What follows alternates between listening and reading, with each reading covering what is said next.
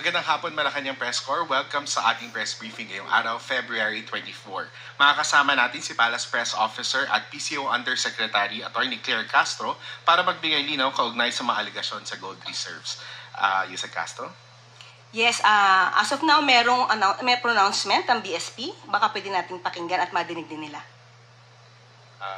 We will be projecting the statement po from BSP.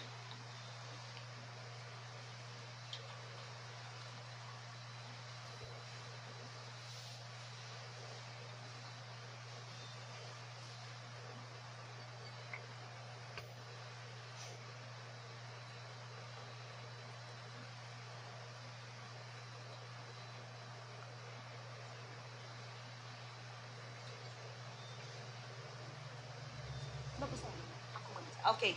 This is a statement of BSP. The country's gross international reserves, or GIR, including gold, are held and managed solely by the BSP for the foreign exchange requirements of the country. When BSP sells gold, the proceeds revert to and stay within the GIR.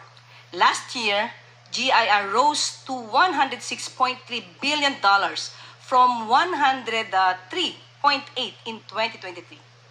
Similar to other central banks, BSP maintains a portion of its reserves in gold as part of the country's GIR, mostly to hedge against offset movements in the market price of other assets. It buys or sells gold to maintain an optimum level for this purpose. Not too big, not too small. Gold prices tend to move in the opposite direction of other assets. Therefore, central banks hold some gold as a hedge against huge declines in other assets in the reserves.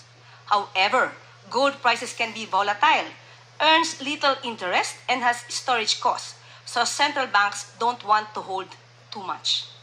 So yan po ang statement ng BSP. At handa na po tayong sumagot sa inyong mga katanungan. We're now opening floors for questions from our Malacanang media friends.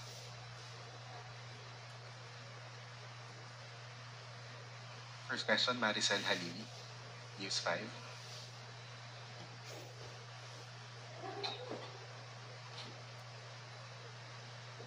Ma'am, so just a clarification. So ibig sabihin, hands-off si Presidente doon sa gold reserves kasi PRRD mentioned or is accusing the Marcos family of stealing and selling the country's gold. Just so it's clear. Okay. Hindi pa to campaign joke ulit ni dating Pangulong Duterte? Hindi ba tayo nasanay dun sa jet ski promise niya? Na nung naniwala tayo halos sa mga sumuporta sa kanya, tinawag tayong stupid. So pag naniwala ba tayo ulit sa sinasabi niyang ito, baka mapagkamalan niya tayo ulit at tawagin tayong stupid. But anyway, we will take this seriously. Para naman hindi magkaroon ng fake news, lalo na doon sa mga taong nakikinig sa kanya at maaaring naniniwala pa. Itong issue na to, October 2024, nasagot na ito. Ang nagtataka lang ako, bakit paulit-ulit na binibring up ni dating Pangulong Duterte? Wala ba siya mga economic experts na magsasabi sa kanya kung ano ba talaga ang regular activities ng BSP? Ayon sa BSP, ang pagbebenta ng gold is just a regular activity. How? Why? To pump up the economy. Even at the time of former President Duterte, trabaho na ito ng BSP. Hindi niya ba alam iyon? Okay, now, sinabi nga dito, ang pagbebenta ng gold, kung mataas ang presyo, dapat ibenta. Sinabi din ng BSP, hindi pwede silang mag-hold that much of a gold. Okay? Now, ang nagtataka lang tayo, bakit hindi ito alam ng dating Pangulo? Siguro bago siya magbigay ng ganitong klaseng intriga, mapapansin nyo sa kanya mga statements, hindi naman detailed. Anong proof niya? Again, as a lawyer. He is a lawyer. He became a fiscal. Alam niya kung paano magkuha ng ebidensya, no? To get the truth. Bakit sa kanya? Parang wala siyang ebidensya. Laging paintriga. All we want here is evidence. Ipakita niya kung si PBBM o ang Pangulo ang nag-utos para magbenta ng gold reserves. Samantalang sinabi rin ng BSP, solely and manage ito. No? Solely managed by the BSP. So paano magkakaroon dito ng hand or pakikialam ang Pangulo? John A. People's Journal. Ma'am, when you said you will take this seriously, what do you mean by that? Will the government file charges against the former president? Hindi naman po. Sasagutin lang namin yung mga joke na lagi niya sinasabi. Since tayo ay sumasagot dito ng seryoso, baka sa susunod sasabihin na naman ng mga supporters niya, hindi niya na naman kilala si dating Pangulong Duterte. Puro joke yan. So ito ba mga sinasabi niya during sa kanilang rallies or campaign rallies? Joke ba o seryoso? We have to know that. Okay. And also, ma'am, would you know under the Marcos administration kung ilan na pong gold ang naibenta? As of now, wala tayong records, pero sabi nga nila, according sa BSP, kukunin namin ito. Kung inyo pong i-require at alamin po natin kung maibibigay po sa atin ng BSP ang records na ito. Pero ang sabi nga po nila, mas tumaas pa po ang GIR natin to $106.3 billion. So, ibig sabihin, hindi tayo, wala tayong problema sa gold reserves natin. So, that's fake news. Ang sinasabi nila ay fake news. Or, mas formal na word, disinformation. Thank you. Next question, please. Do we still have questions from our media friends? Pia Gutierrez, ABS-CBN. Hi ma'am, good afternoon. Ma'am, in responding sa sagot nyo kanina regarding yung naunang statement ni dating Pangulong Duterte, si former Chief Presidential Legal Counsel Attorney Salvador Panelo said that it's actually the government, the Duterte the Marcos administration that's the biggest spreader of fake news. And I quote yung sinabi niya kanina sa ANC. It's funny because it's a government, the huge corporation of fake news. For instance, when the police assaulted the KOJC, they were saying the police were not armed. They say there were no blanks in the BICAM report, which was the basis of the enrolled bill that was signed into law. Your comment lang po. So, si Attorney Panelo yung nagsabi na Biggest spreader of fake news yun. spreader ng fake news. Unang-una, ang usapan dito ay about the gold reserves. Bakit kailangan baguhin? Nagda-divert ba sila? Yung issue tungkol sa KOJC, nasa korte na to. Kung meron mang kasuhan dito, sa korte ito.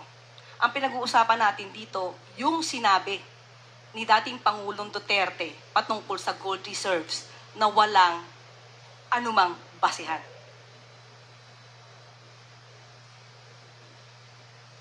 Thank you, Yusek. We have more questions from MPC. Ray Pardilla, PTV4. Good afternoon po, Attorney. Sa Mandawi rin po sinabi po ni former President Duterte na bumalik na po yung droga sa Davao, Cebu, and Manila. Marami na rin mga tambay ang na-hold up at mga nasasaksak. Reaction po dito. Davao, including Davao City? Oh, okay. Kung Davao City pinag-uusapan natin, sino ba ang mayor ng Davao City? Hindi ba yung anak niya? Si Mayor Baste Duterte. So, ang ibig ba sabihin nun, napaka-inefficient ng anak niya? Again, ulitin natin, nasaan ang data patungkol rito? At tandaan natin, nung panahon niya, at least ngayon may record kung may namamatay, nung panahon niya, menong bang nare-record doon sa mga biglang nawawalang mga tao? Tanong lang natin yun. So, dapat yun siguro, alamin din niya. Pero as of now, sabi nga natin, anak niya ang namumuno sa Davao City. Bakit ganun ang kanyang lungsod? Ivan Medina, GMA7. Yusek, kakapanumpa niyo pa lamang po ngayong araw na ito as Undersecretary and Palace Press Officer. And you come out with guns blazing. Ito na ho ba ang magiging communication stance ng Administrasyong Marcos starting today? Siguro ganito lang po talaga ako. When it's for the truth, ilalaban natin yan. Wala tayong, hindi tayo magsasagwa ng anumang fake news. Basta kaya maalab ang damdamin natin sa pasasalita is because we know we are fighting for the truth. Do you think it has come to a point that the administration needs to take this, firmer stance against fake news because it has already gone to worrisome levels? Yes. We have to fight for that. We have to fight against fake news. Otherwise, yung mga tao na naniniwala sa kanila, maiiba ang isip nila. Maiiba ang diskarte nila. It is our obligation, especially tayo, mga taga-media. Dapat nating iparating sa taong bayan, ano ba ang katotohanan.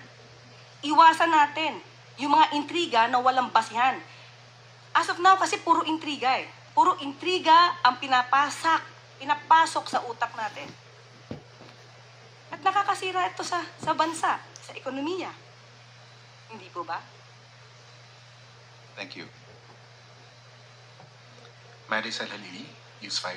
Hi ma'am, good afternoon once again. Ma'am, just so mas maintindihan po namin yung mandate ninyo, are you also considered as the presidential spokesperson? I am not a spokesperson because the president will be speaking for himself. Okay, ang mandato ko is to explain, to expound anuman ang pronouncements, direktiba ng palasyo and Pangulo. But I will not consider myself as a spokesperson. Ano po ba ang difference ng press officer sa spokesperson and press briefer? Okay. May mga pagkakataon po kasi na kapag magkakaroon po kasi, if I'm not mistaken, magkakaroon mismo ang Pangulo ng once a month na press con. So, siya po talaga yung, kung ano man yung kanya naisabihin, sa kanya po manggagaling. Ako is more on the pag-explain, pag-expound, at kung may konting gap, doon tayo papasok. Ma'am, sorry, but of course, whatever you tell us in press briefings would have to have the authority of the president. Of course. Yes, sir. Thank you. I think we don't have any more questions, Yusek. At this is where we end our press briefing for this afternoon. Thank you very much.